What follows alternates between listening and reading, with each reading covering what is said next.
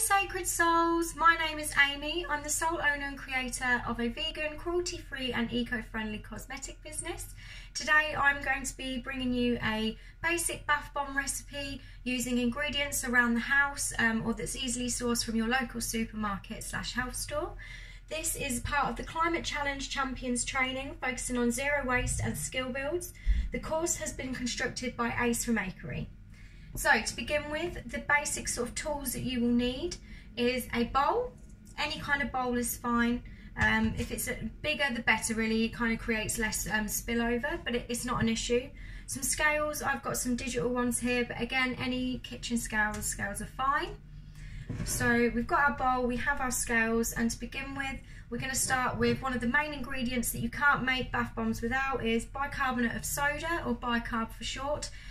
We have this in our cupboard. Me and my little girl like to bake, but it can easily be picked up from any local store.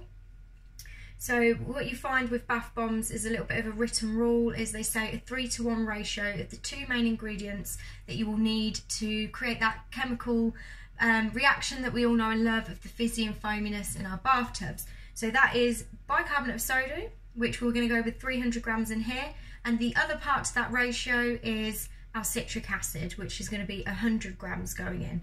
Citric acid, you can ask in your local supermarket, some will stock this, but you can definitely buy it from Wilko's. It comes in 50 gram pots, so you will need 2 of those for this recipe. They're around about £1.10 each, but it can also be sourced in bulk from online if if that is something that you would like to do if you're planning on making sort of more than this small batch.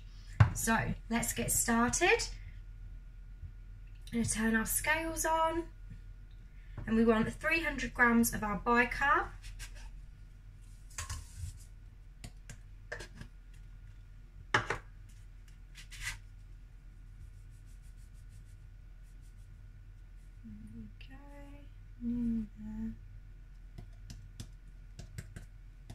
Brilliant. So we have 300 grams.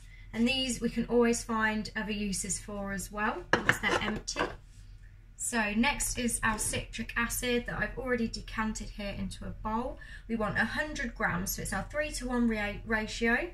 So we're going in with our 100 grams of citric acid. And then we've got our 2 main dry ingredients, and our next step is going to be mixing them, combining them together. So let's do that. You'll find that you might be some little lumps in there of the bicarb where it's clumped together. Just break those up and combine the citric acid with the bicarb. You'll know once it's sort of ready because it all becomes kind of one fine consistency.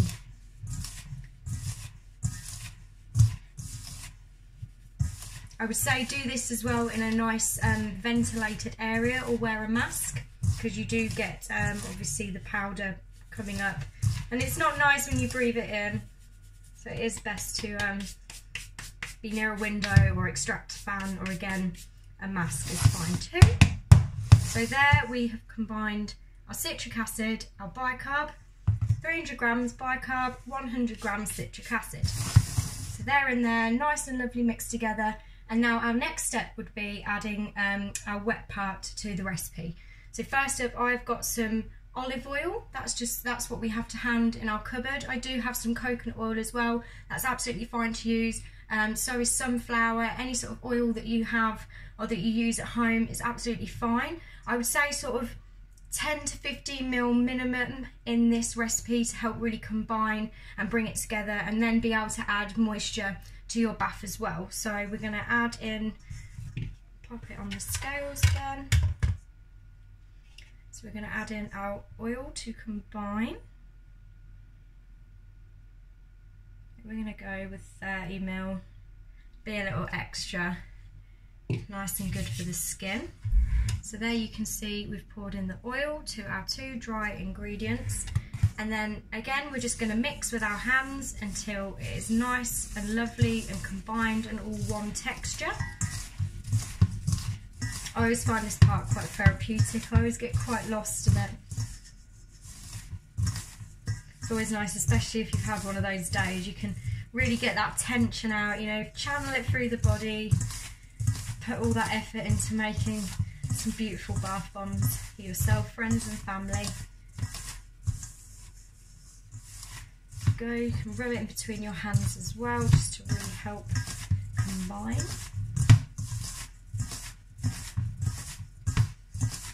So we have combined our bicarb, our citric acid, and then we have now added our oil, and mine of choice was olive oil. We added 30 ml of that, but as again, sort of 10 to 15 ml is fine. If you add that and you find that you would like a little bit more in there, a bit more of a sort of stickier consistency, by all means you can add away. Next would be, so we can add our fragrance, our scent. You don't have to. You can keep them plain with no scent at all if that's what you prefer. You can use food flavouring such as strawberry, mint. I have some vanilla essential oil that I already had to hand, and it's one of my favourites. So that's what I'm going to be adding right now. You can combine all your wet ingredients together beforehand if you want to save on time. I just wanted to break it down for the video today, but either way, that you know, it's not going to make any difference to the end product. It's just sort of more saving time of the process. So yes, so next we're going to go in with our fragrance. Vanilla essential oil is quite a strong one, so I'm just going to go in with 4 to 5 drops. They don't want to come out now. 1. Again, if you're using anything like food flavouring, sort of 2 ml would be enough. Also, if you forage and you have any sort of flowers, they would need to be dried flowers, obviously to avoid any mould or degrading of the end product. But yeah, dried flowers you can add to get a nice natural floral scent, and also they have benefits for our skin too. So yeah, I've added 4 to 5 drops of vanilla essential oil. But again, with fragrance or any sort of scent that you're adding, it's more sort of to your preference of how sort of strong you want it, or if it's just a subtle scent you would like in there. So mix that through so it's evenly spread throughout.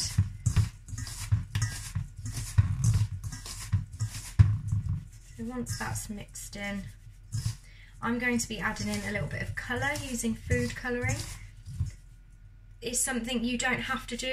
You can have them plain if you would like a non-coloured bath bomb, but if you've got food colouring to hand, it's a really fun way just to add a little bit of colour in there. So with this, because now you're starting to add a more heavier liquid that have water and things in it, you have to be careful. You don't want to go too far so that it's too wet of a mix, because you wouldn't then be able to mould it into the shape, or you know, into sort of like a bath ball. Even if it did, it wouldn't be a waste. You could let it dry and then sort of break it up, and it could be bath dust, crumble. You could add some salts in there. You know, bath bombs are you can get quite creative with them. But yeah, if you're looking to mould it, then you do have to be careful and slowly but surely with any sort of moisture that you're adding, especially water. So we're just going to add around about 2 ml of this food colouring. It says pink, it looks more red. Either way, a little bit of colour in there. And then we're going to mix that in, and you'll slowly see it change colour. I'm intrigued, it's not really a pink, more like a peachy colour. It's still nice though, I like it. So mix in until, I always find when you're using colour, it's best rubbing the mixture together. It just gets rid of any of these little sort of flecks that you can get throughout, just to have a nice sort of even tone to it. So there we go. We've now combined in our colour. We went with just round about 2 ml. I think you could get away with putting a little bit more in if you wanted a bit more of a stronger, brighter colour, but we're happy with this sort of pastel-y peach. So now we've got our colour, we've got our scent in there, we have our 2 main ingredients that create the bath bomb. So now we're going to add in water. So this really lets you mould the bath bomb, and for it to stay in that shape and set hard as the shape how you've moulded it. So you've got to, like I say, when you're adding in water, it's best to do it very slowly and a little bit at a time. The consistency we're aiming for is a wet sand consistency. I'll show you as well a little test that I always do where I squeeze it only gently, and if it's sort of, when you drop it and it still holds its shape, you know you're ready to go, and then you've got to move quite quickly before they start to dry up. But again, if you do lose any mixture to that, just set it aside, and yeah, you can use it as bath crumble or bath dust anyway. So again, I'm going to start off with around about 2 ml. You'll usually find with this size batch, you won't need any more than sort of around about 5 ml of water. But again, we've gone 2 ml to begin with, just to make sure. Because again, the climate can affect your bath bombs. If the humidity is really high and there's a lot of rain, you'll find that they can take a lot longer to set, or they can actually activate, and you can get bumpy bath bombs. Or yeah, it's there's a lot more to it. It's a simple thing, but there's a lot to think of, if that makes sense. But it's fun. I find it very therapeutic, especially when you get to lay back in the bath and just watch it fizz away, your hard work, and yeah, taking it all in. So as you can see, look, I'm going to squeeze some gently in my palm. It's formed a shape, I'm dropping it, and it is holding it, as you can see. So now what I'm going to do is mould it. By all means, you can mould it with your hands. You'll get a really sort of rustic shape, like these. But it's whatever you want it to be, you know, nothing is perfect. So we can always set that one aside. And then also I have one of my little girl's old plastic cups that she no longer uses. So I thought we could use that as a mould too. So we're just going to fill that up with the bath bomb mixture.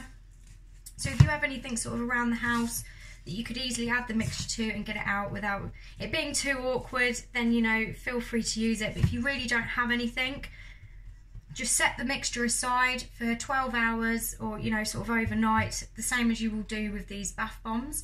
And then if it needs sort of breaking up, you can break it up with a spoon. Again, that can be quite therapeutic, bashing up the bath bomb and then turning it into like a crumble or a dust, and then you can literally just sprinkle in your bath your desired amount. Normally I would leave this a little bit before attempting to get it out, just to avoid any breaking, but for the sake of this video we're just going to go for it. We're going to get it out. So there you go. Can we see it? I'll move the camera down. Our cup-shaped bath bomb, because why not? And that will fizz for a while too in the bath, so that's always a bonus. And there we go. And like I say, I've got some little leftover mix here, which I'm going to let it dry, and then it will turn into fairy dust for my little girl. It's a very simple sort of process, bath bombs. It's just making sure it's sort of the right environment on a nice sunny day. I always finds the best way, especially when you're first starting out and you're trying to get your moisture levels and bits right that going into your bath bomb mixture. So, but I think that's everything I've covered. But if you have any questions, be sure to pass them on, and I will get back to you as soon as I can. There'll also weights and sort of ingredients and places where to get them from. I can also get that information all written down and placed somewhere for you to access. But yeah, thank you so much for taking the time to watch this video. Thank you.